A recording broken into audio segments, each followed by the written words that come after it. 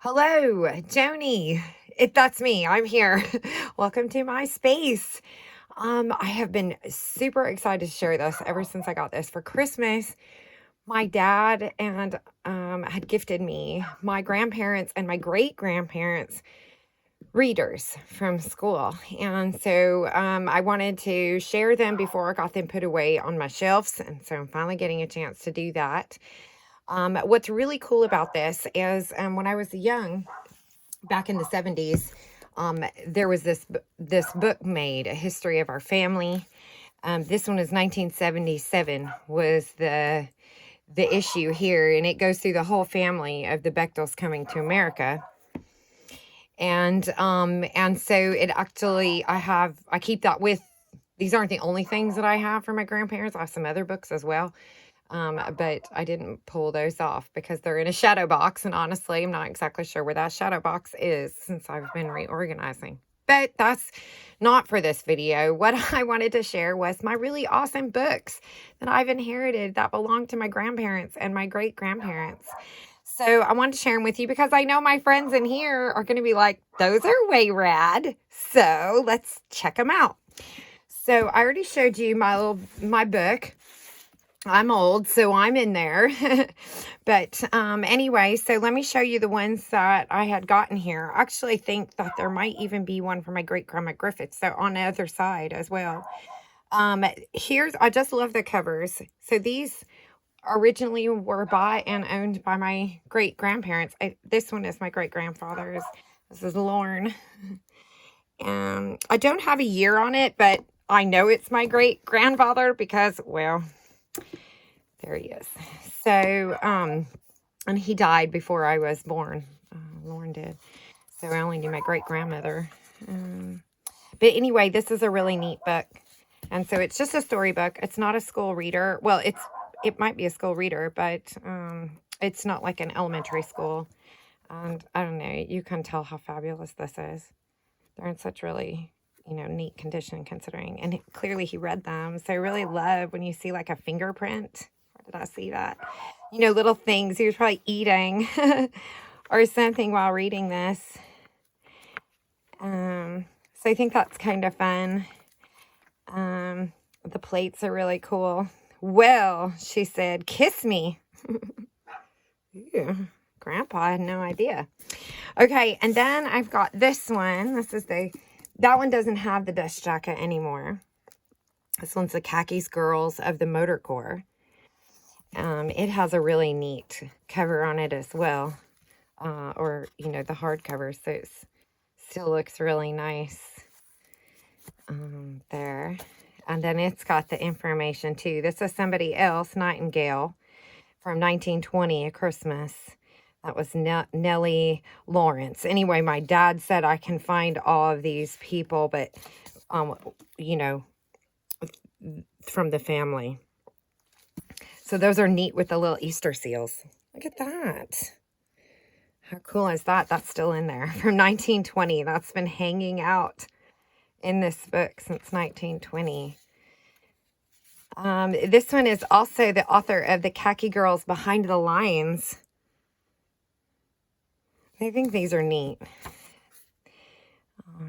1918 is the copyright of this particular book. So given at Christmas in 1920. And so it's got, this might be a tiresome goody-goody. Again, just a really, cool curly top series. Some neat, a neat book. Okay, I got more. And I have an American government book. And this one was my grandfather's. So this one was my grandpa's. Not my great-grandpa's, my grandpa's. And one of the things I really liked is he colored with pencil. These things here, the ships and the, so this is, probably a school book, American government. Here's oh, cool. Look at that. It's even got like the grading from his classes. How neat is that? I really liked that it had the book plate in it. And I know that these little shadings with the pencil were my grandfather's. I don't know why, that really is cool to me. And these pages, I don't think there's anything there, no. The Problems with Democracy. That's beautiful. 1946 here on this one. So there you go. Suggestions for teachers. This would be a book that I would want to use in one of my projects if it didn't belong to my grandfather. So this is really beautiful. And then in the back, we also have more shading done by my grandfather. How neat. I wonder if when he was shading the countries, if he was actually like naming them off. That would be cool to know. Okay, and then I've got Little Lord Fauntleroy. Is that how it is? Fauntleroy? Here's another one that, you know, just kind of a basic. But and not all of them had names, but a lot of them had names. So this one is 1913. About 25 years ago. And so, yeah, Fauntleroy. So there's that story. So that's really neat. Oh, wait, there's a prize in here. Ooh. Oh, it's just a piece of paper. It's still cool. That piece of paper was touched by my grandpa. Okay. And then this one is the Bobbsey twins at Indian Hollow. This one doesn't have any writing in it either. So, you know, I wouldn't know exactly who this book belonged to. You probably more like from the date, so 1940s. So you can kind of get an idea who owned this from the date. So these are really neat. Okay, there's the Bobbsey twin. I have another Bobbsey twin in the Great West. This one was my grandmother's, Juanita, and she got this on her 9th birthday. So my grandma Griffith would have wrote this. So I find that beautiful that it's got her handwriting. My grandma Griffith, every time I'd go to her house, she would let me pick some knickknack off of her curio shelves. She had tons of knickknacks, and I had quite a little collection. I no longer have them. I'm going to tell on my ex because, you know, he's not a good person, but he had actually tossed a lot of things that belonged to my, you know, that I had in my family. He just, you know, did not find value in them and threw them away. So I don't have those knickknacks anymore. Very sad. This is Dick the Bank Boy. Another one you can tell was read a lot, you know, read often and a lot. This one was also my grandfather's. It's kind of falling apart. So he definitely liked this story. I can just imagine him carrying it, you know. This is copyright 1911. You can even see where the printing press printed through. You probably can't there. Can you? Yeah, there you can. See how it did? That's neat. And, you know, it's just very pretty. The pages are kind of falling out. That one's not in such great, but I really like it anyway. And here's the Meadowbrook Girls by the Sea. This one, oh, I don't remember who that would be. Oh, this was to my grandmother. Obviously, Marilyn Brights gifted this to her on her birthday. So that's really neat.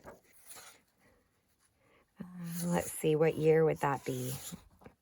I would know. I don't know the copyrights there. MCM 1914. Is that correct? Somebody help me out. Oh, and then we wrote it on the other. She must have wrote it here first and realized she wrote it in the book upside down. Oh, that's fun. I've gone, oh man, look what I did. I got to rewrite it over here. And then the last one I got was another Bobbsey twins. At home, this one also belonged this would have been to my great grandma as well. And here it says, Mother and Daddy gave this to me on my 9th birthday.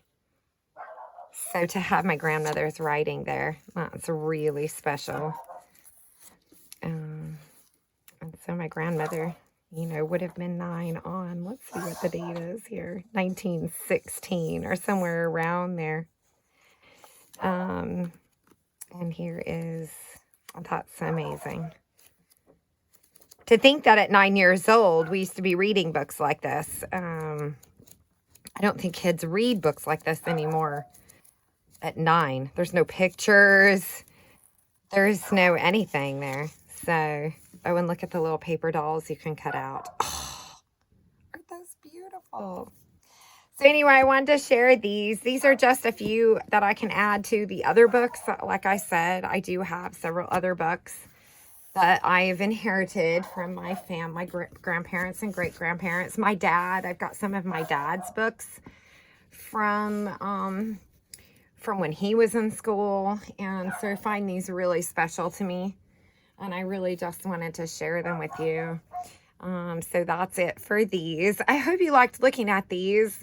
I really love when other people share their collections. And it's really special when it's family. So that's kind of neat. Thank you. I'll be back with some other videos.